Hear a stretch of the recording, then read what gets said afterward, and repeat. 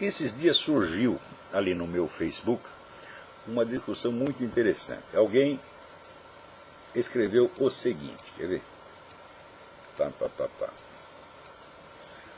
Hoje o professor de Sociologia deu aula inicial sobre Marx. Parecia que ele estava falando do Batman. É um filósofo, economista, estudioso, autoridade, brilhante e mais a meia hora de títulos. Falou do marxismo como se fosse a maior ideologia jamais desenvolvida e terminou com a velha máxima do deturparam Marx. Então, bom, são centenas de pessoas que me escrevem essa coisa. Porém, perguntam, o que eu devo fazer? Eu digo, escuta, faz 20 anos que eu estou escrevendo artigos, dando a vocês todos os elementos para desmascarar esse tipo de professor. Você vai lá no meu site www.olavodecarvalho.org e simplesmente clica a palavra Marx no aparelho de busca. Você vai ver um montão de coisa que apareceu. Você lê tudo isso, meu filho, você vai estar 1000 vezes mais equipado. Só de você ler esses meus artigos, você vai estar muito mais equipado do que esses professorzinhos de merda, tá entendendo? E eu considero assim que é obrigação do estudante sério desmascarar essas pessoas em público. Não é assim divergir respeitosamente. Né? Quando, por exemplo, o cara fala o negócio do eles deturparam o pensamento de Marx. Eu digo, professor, o senhor sabe quantos já disseram isso antes do senhor? Olha, Stalin subiu ao poder dizendo isso, que o Trotsky estava deturpando Marx, e que ele é que tinha um marxismo verdadeiro. Daí pegou, fez um marxismo muito pior do que o do Trotsky. Daí veio, né, o Mao Tse-tung e disse, não, esses caras são todos revisionistas, eles deturparam Marx, nós é que vamos fazer o marxismo verdadeiro. E daí, como na União Soviética eles tinham matado 40 milhões de pessoas, ele matou 70. Então, cada vez que o sujeito diz deturparam Marx, eu digo, opa, o negócio é para ficar com medo. Agora, só que esse idiota do professor não sabe disso. Ele pensa, quando ele diz deturparam Marx, as pessoas vão entender assim, que toda esta violência foi uma deturpação, que Marx, na verdade, é um anjo de caridade. Então, sabe o que você faz, ô menino? Você pega aqueles trechos que eu mesmo citei, você procura no meu site, em que Karl Marx diz abertamente que para o advento do socialismo será preciso exterminar povos e nações inteiras. Ele diz isso com todas as letras. Então você vai lá e esfrega na cara dele, olha aqui, quem que deturpou? Os caras mataram toda essa gente, está fazendo exatamente o que Marx mandou fazer, e você tem que mostrar isso para o cara, em público, e dizer, professor, o senhor não sabe nada a respeito, nada. Tem que dizer isso na cara. Faça isso uma vez, e sabe o que o professor vai fazer? Ele vai te dar 10 até o fim do curso, só de medo de você repetir a dose. Eu sei isso por experiência, tem alunos meus que já fizeram, funcionou pra caramba, tiveram uma carreira universitária brilhante. Todo mundo, não, aí vem o cara que lê os livros, vamos dar 10 para ele. É assim mesmo. Porque esses caras são charlatães, e como todo charlatão, ele não tem segurança interior, não tem fundamento interior. São os caras ocos. E como tá, são covardes. Você vai, eles saem correndo. Agora, se você se intimida perante a autoridade do professor e quer ter uma discussão educada, aí ele vai pisar em você e vai acabar com você. Você vê, o Carlos Ramalhete não foi educado, foi educadíssimo no artigo dele, coisa que eu nunca sou. Então, faça objeção educada e você está lascado, meu filho. Você tem que entrar com esse sujeito de pé na cara. Não é fazer insulto leviano. Não. Você tem que demonstrar por A mais B que o sujeito é um charlatão, vigarista, ignorante e que não tem o direito de ser professor de nada, nem de escola primária. Faça isso uma vez, o cara vai se esconder embaixo da mesa. Eu sei como é essa gente, porra. Por isso eu não tive aquele debate com o João Pedro Stedley, que não era um professor universitário, era um líder de massas no Rio Grande do Sul. E ele saiu assim, se eu soubesse que ia ser maltratado desse jeito, não teria vindo. Eu fico com vergonha por ele, porra. Quem é essa gente? Ele precisa se juntar em 1000 para discutir com um. Quando foi um negócio meu Quartinho de Moraes, eu digo, será que Quartinho de Moraes não é homem suficiente para me enfrentar? Não é, ele precisa de 5.000 para ajudar ele, meu Deus do céu. Para formar uma bola nesse esculhão tem que somar 5.000. Não tem bola, porra. E eles são fortes só porque eles se ajuntam, é sempre assim. Agora pode vir 1000, pode vir 5.000, vocês vão ser desmoralizados do mesmo jeito. Agora, se o aluninho, vamos dizer, se inibe, porque tem gente que até sabe, até estudou, até leu todos os meus artigos, está sabendo tudo, mas se inibe, ele vai me prejudicar na carreira, etc, etc. E isso, quando você puxa saco no sujeito, você está dando poder para ele, um poder que ele não tinha antes. Quer dizer, é a covardia, a omissão e às vezes a preguiça dos alunos que cria a autoridade desses caras. Não deixem isso acontecer, não deixem esses caras levantar a cabeça, não. Então, outra coisa, o negócio do deturpar o Marx. Se você estudar a história, o começo da história do nazifascismo, você vai ver que ali tem um bando de cara idealista. Que depois, quando viram a merda, né, ficaram decepcionados. O Hermann Rauschning é um deles, que saiu correndo para a Inglaterra e denunciou o que estava acontecendo lá. Outros também se decepcionaram. O Louis Ferdinand Céline, o grande romancista. Né? Ué, então quer dizer, será que o argumento do deturparam também não vale para o nazismo? Será que essa desculpa também não serve para o Hitler? Se serve para vocês, deve servir para o Hitler também. Então essa história aqui, olha, outra coisa. Se a sua ideologia pode ser deturpada, né? Olha, na Rússia, na China, na Hungria, na Polônia, né? Na Indonésia, no Vietnã, ela foi deturpada durante um século em todo o mundo e você ainda quer que eu acredite nela? Como é possível?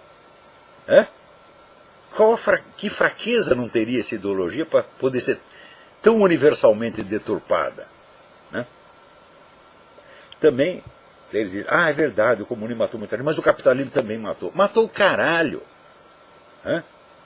Esse equivalentismo foi lançado pelo tal do Livro Negro do Capitalismo, que é uma paródia ridícula. Onde assim, o comunismo matou 100 milhões, então nós temos que arrumar 100 milhões de mortos do capitalismo. Então o que a gente faz? A gente pega, por exemplo, todas as vítimas da Segunda Guerra, de todos os lados, e debita tudo na conta do capitalismo. A gente pega todas as vítimas da Guerra Civil Espanhola e diz que foi o capitalismo que matou todas. Bom, assim é fácil chegar nos 100 milhões. Mas claro que é uma empulhação. Os autores desse livro deviam estar na cadeia. E o editor, o seu Emir Sader, também. Porque isso aí é empulhação, isso é estelionato, porra. Quer dizer, por que o estelionato cometido para tirar vantagem financeira é punido e aquele que é cometido para tirar vantagem política não é? Vocês têm que começar a pensar recursos que vocês têm, recursos legais, tá certo? Para obrigar esses caras a agir de maneira honesta, já que eles não têm consciência própria. Então seja você a consciência deles. Fala, tu trata de se comportar, senão eu vou atrás de você. Você vê, as pessoas, por exemplo, elas têm medo de ser mencionadas nesse programa. Tanto que, você vê, discutir comigo, eles discutem comigo, se ferra. Eu quero falar, vão falar mal de mim lá longe, que nem esse é o Dugin. Dugin levou uma surra monumental no debate, saiu nem de 4, ele saiu se arrastando que nem cobra, porra. Ele não tinha mais o que falar. Daí o que fez? Foi lá na USP fazer fofoca. Daí ele disse uma frase, esse Olavo de Carvalho, ele não pertence ao Dasein brasileiro. Daí todo mundo... A frase não faz nenhum sentido. O Dasein é a condição do ser humano, segundo Heidegger. E a condição do ser humano significa estar jogado num planeta sem saber o que está fazendo aí. Eu digo, mas esta é exatamente a minha condição no Brasil. Eu fui jogado lá, eu já falei 1000 vezes, eu sou um pobre espermatozoide português que foi jogado no transoceânico e fui para lá. Então isso é exatamente o Dasein. Quer dizer, qualquer sujeito que tenha nascido no Brasil faz parte do Dasein brasileiro. Quem não faz é o seu... Como eles não sabem o que é Dasein, e eles dizem, se ele diz que o Olavo não faz parte, é porque deve ser coisa boa. Então, Agora, esse bosta desse Dugin vai lá, fala mal de mim pelas costas. Por que não aproveitou para falar o que tinha que falar durante o debate? Porque não tinha mais nada o que falar. Porque ele é um cara que leu muito, ele é muito erudito. Mas é erudição totalmente desconjuntada e ele faz conexões que são puramente analógicas, simbólicas, achando que são coisas factuais reais. A mistura de René Guénon com Karl Marx só pode dar nisso, porra. Ele precisa... É curioso, esse pessoal é tão duro que lá pelas tantas, na conferência dele na USP, ele citou o Alain de Benoist. Alain de Benoist é o líder da direita mais extremista que tem na França, É direita extremista, evolucionista, racista, declaradamente racista, tá certo? Acha mesmo que esses inferiores têm que ser liquidados. Ele vai lá, cita o Alain de Benoist, como ninguém sabe o que é. Ora, porra! Né? Agora, na cabeça do Dugin, né, é mistura assim, Alain de Benoist, com Karl Marx, com René Guénon, né, com aqueles nacionalistas.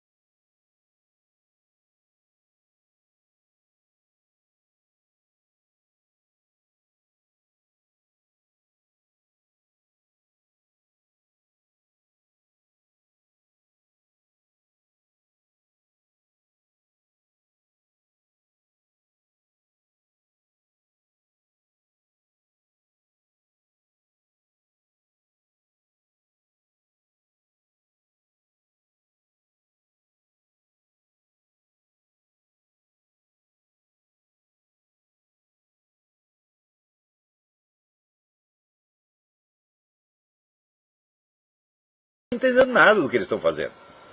Mas o estereótipo do imperialismo americano tem que valer. Sim, existe imperialismo, sim. Só que não tem nada a ver com o americano e não é para beneficiar a nação americana, para beneficiar grupos globalistas que hoje estão fazendo tudo o que pode para quebrar a soberania dos Estados Unidos, como fazem o possível para quebrar a soberania dos outros estados. Então, curioso, até no meio marxista, até o Antônio Negri entendeu isso, porra. Hã? Mas o pessoal lá vai ler os livros do Antônio Negri, é muito difícil, porra. Hã? Então, eu acho o Antônio Negri o cara mais inteligente que tem na esquerda. É uma mente disforme completamente, mas alguma coisa da realidade ele vê. Então, quando ele lançou o livro Império, o livro dele, Império, soltava uma teoria do Império que eu tinha apresentado 5 anos antes no Jardim das Aflições. Não que ele tenha me plagiado, ele não leu o Jardim das Aflições, mas o cérebro do mais inteligente dos marxistas funciona com algum atraso em relação ao meu. Então ele soltou a mesma teoria, ele disse, descobri. Né? Então, olha, esse negócio de você soltar a mesma teoria com atraso já me aconteceu e foi até pior. Isso, mas você deve confessar. Quando eu inventei a teoria do conhecimento por presença, eu achei que eu era um gênio.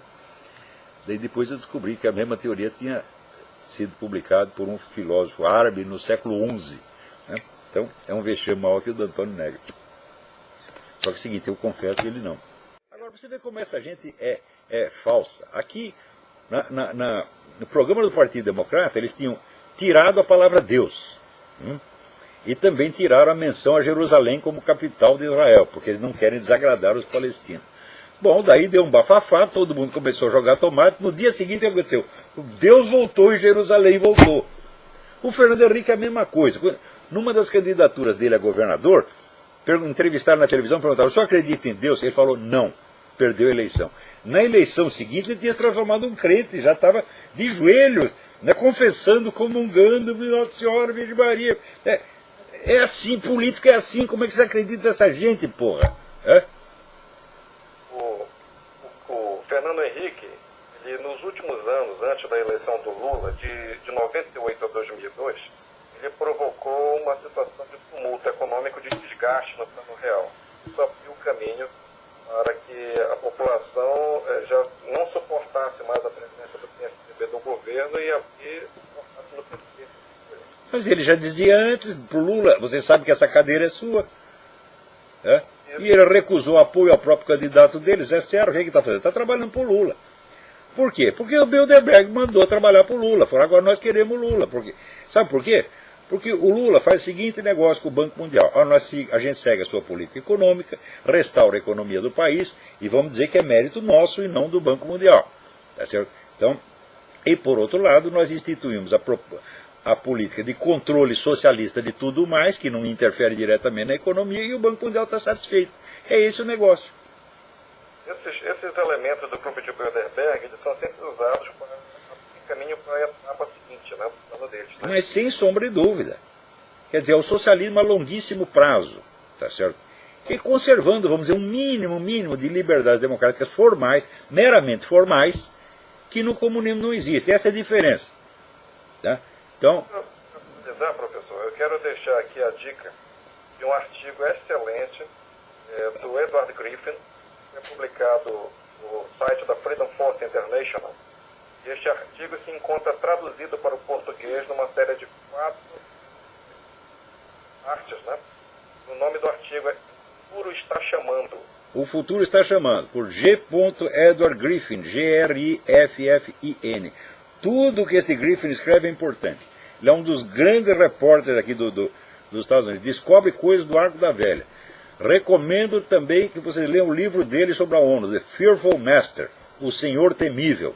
Tá certo? Esse artigo ele está publicado traduzido em português, né, numa série de 4 no Google. Ele começa falando sobre o abismo entre individualismo e coletivismo. Né?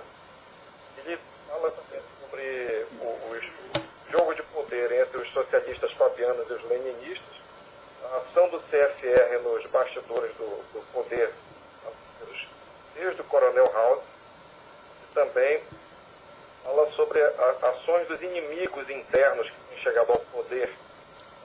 Não é de hoje, o Obama não é um primeiro. Olha, se bem que a contraposição de individualismo e coletivismo não é como os liberais costumam apresentar e não é como o seu Duguin a apresentou, que ele segue o mesmo conceito, ainda que com o rótulo oposto, com o signo oposto. Ele é a favor do coletivismo, e os liberais a favor do individualismo. Acontece o seguinte: historicamente, o individualismo, que foi introduzido como ideologia na Revolução Francesa, ele culmina necessariamente no coletivismo, porque você não tem mais as ligações culturais, religiosas e morais orgânicas que coerem a sociedade. Você espalha os indivíduos, então daí aquilo vira um caos, e o único jeito é você instituir agora um coletivismo desde cima.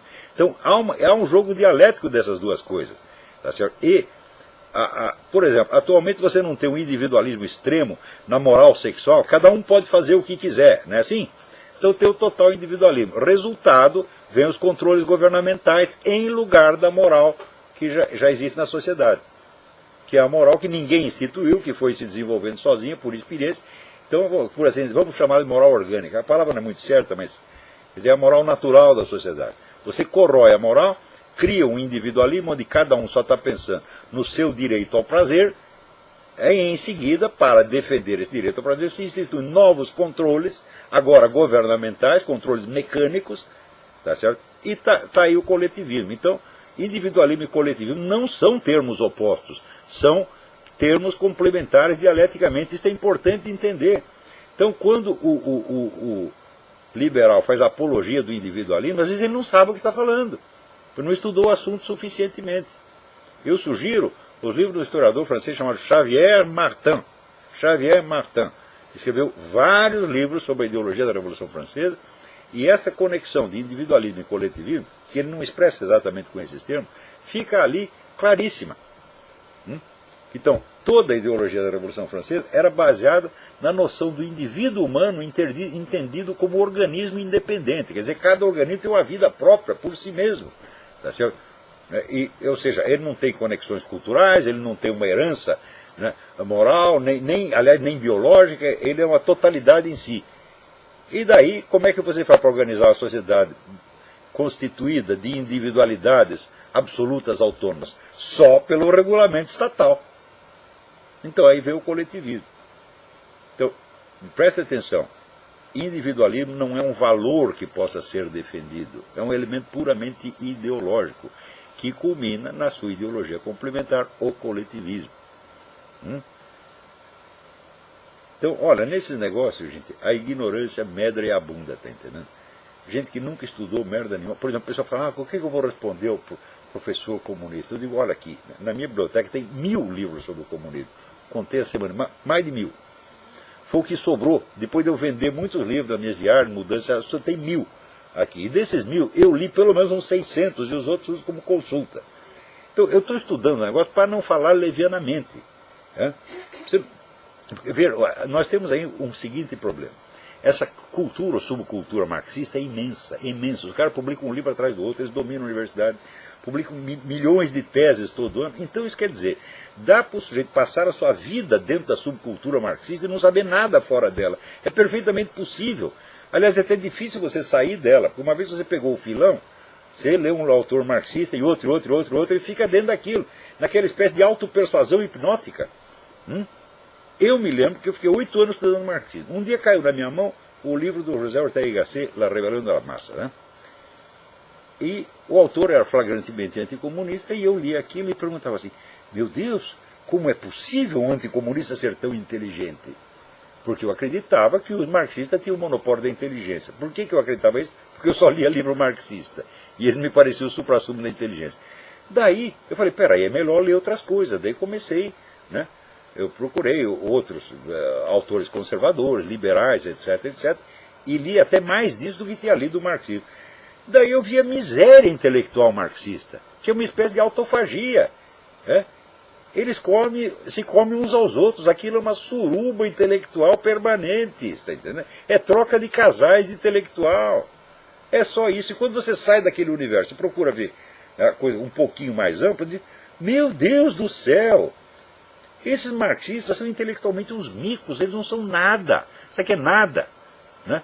Se você, eu imagino, por exemplo, você pegar, sei lá, Hobsbawm. Pegamos o Hobsbawm, né? Falamos, agora, Hobsbawm, eu vou montar aqui uma discussão entre você e um cara qualquer anti-marxista, um cara da escola tradicionalista, sobre o Titus Burckhardt. Né? Ora, eu vi a discussão entre um tradicionalista, que é o Rama Coomaraswamy, e o padre Gutierrez, homem da Teologia da Libertação. Eu vi isso no Peru. Meu Deus, o padre Gutierrez saiu dali que não sobrava pedra sobre pedra. Ele estava lá carregando os seus órgãos. Aqui ele carregava uma bola do saco, ali o estômago. Né? Todo desfeito em trapos, porra. Foi uma humilhação. Agora, por isso que eles fogem ao confronto e querem tapar a boca dos caras, porra. Eles não aguentam discussão. Você pega essa intelectualidade marxista inteira, essa putada toda da USP, pode discutir comigo. Traga 100 intelectuais marxistas. 100! Eu discuto com 100 ao mesmo tempo e vou humilhá-los. Por quê? Porque eles não sabem nada. Porque eles só consomem o que eles mesmos escrevem. E como a bibliografia marxista é enorme, você imagina, por exemplo, só o que foi publicado pela União Soviética, a editora estatal soviética. Foi a maior editora do mundo de todos os tempos, sem contar aquilo que as edições que ela financiava fora da União Soviética, com outras marcas, que você não sabe que é editora da KGB. Então, mas tem muitas editoras, Edition de Minuit na França e outra, que é pura KGB, porra. Então, editorialmente não há como competir com eles. E os intelectuais marxistas só vivem disso. Eles não aguentam ler uma coisa. A prova da ignorância é o tal do dicionário crítico do pensamento da direita, onde tinha apenas 6 autores de direita. Tá certo? E os principais eles nunca tinham lido. Eles nunca tinham ouvido falar nem do Russell Kirk, meu Deus do céu. Do Roger Scruton, nada. Os principais, eles e eram 140 professores universitários.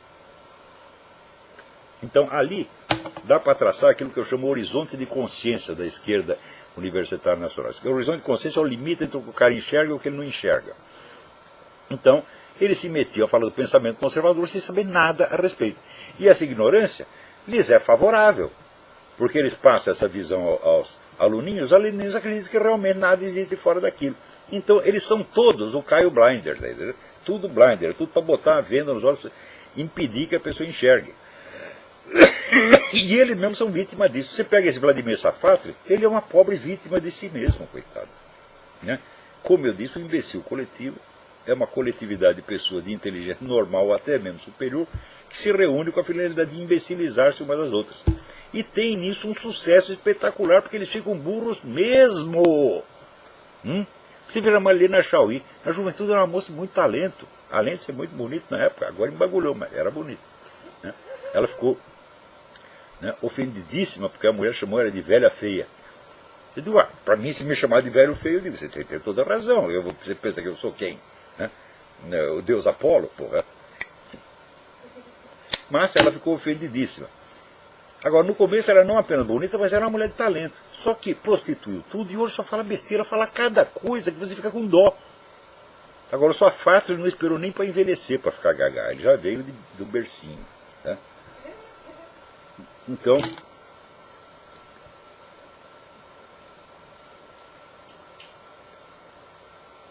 tem mais alguém na linha aí? Alô, quem é? Alô?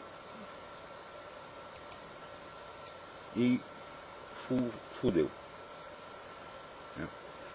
Então, aqui, vejam lá no meu Facebook essa discussão. Quem lançou o negócio foi um rapaz chamado Felipe Amaral.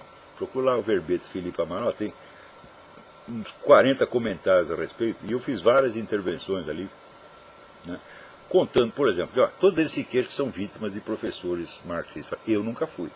Nenhum professor marxista jamais me oprimiu. Por quê? Eu tomei a providência prudentíssima de fugir da escola, primeira coisa.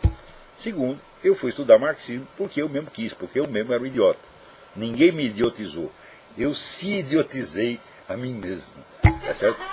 Lendo, então, Georg Lukács, né, Theodor Adorno, né, o Louis Althusser, o Regis Debrecht, tudo aquilo maravilhoso durante algum tempo. Aos poucos eu comecei a ver que era furado, e foi o livro do Ortega y Gasset que me abriu definitivamente os olhos. Falar, existe vida inteligente fora do marxismo, deixa eu ver o que é. Quando eu fui ver o que é, meu filho, foi um arraso, né? Então você imagina, por exemplo, um economista marxista discutindo com Ludwig von Mises. Você sabe o que eles fizeram com Ludwig von Mises? O escritório do Ludwig von Mises ficava na parte oriental de Berlim. Quando os russos ocuparam, aconteceu que o escritório dele caiu na área russa. Eles pegaram todos os papéis do Instituto von Mises e foram estudar em segredo. Sumiram com os papéis e ficaram lá estudando. Por quê? Porque ele tinha demonstrado que a economia totalmente estatizada era impossível. E eles fizeram as contas e falaram, caralho, não é que o homem tem razão, e agora o que a gente faz? Daí foram lá, maquiando o comunismo, né? E hoje em dia todo comunista diz, nós respeitamos muito a iniciativa privada. Sim, é claro, na China tem iniciativa privada. Né? Tudo quanto é país comunista tem iniciativa privada. Por quê? Porque eles fizeram as contas e viram que não dava. Só que em vez de dizer, nós estamos totalmente errados, dizem, não, agora nós vamos maquiar. Né? Nós vamos aqui conservar um pedaço de capitalismo, e quando dá errado nós dizemos que é capitalismo, e quando der certo nós dizemos que é socialismo. É exatamente o que eles fazem. Quer dizer, essa mesquinharia brasileira é uma coisa assim, incrível. Todo mundo só quer pensar numa coisinha pequenininha, né? E pega aqueles méritos infames, abaixo de medíocres, e beatifica, porra. Pois é, no Brasil, né, o Chico Buarque de Holanda não é um grande escritor? Né? Porra! Né? O Quartinho de Moraes não é filósofo, porra. Escreveu uma porra de um livrinho sobre Epicuro que é uma verdadeira merda. Hein? O Mota Peçanha, que é um coitado, um cérebro em decomposição. Um jeito incapaz de somar 2 mais 2, não era filósofo? Leiam lá o meu livro Jardim das Aflições, que eu fiquei até com dó do Mota Peçanha. Eu falei, não vou falar mal dele, porque ele está tão fraco, ele está tão... De fato, logo depois ele morreu, porra. Estava fraco até fisicamente. Então,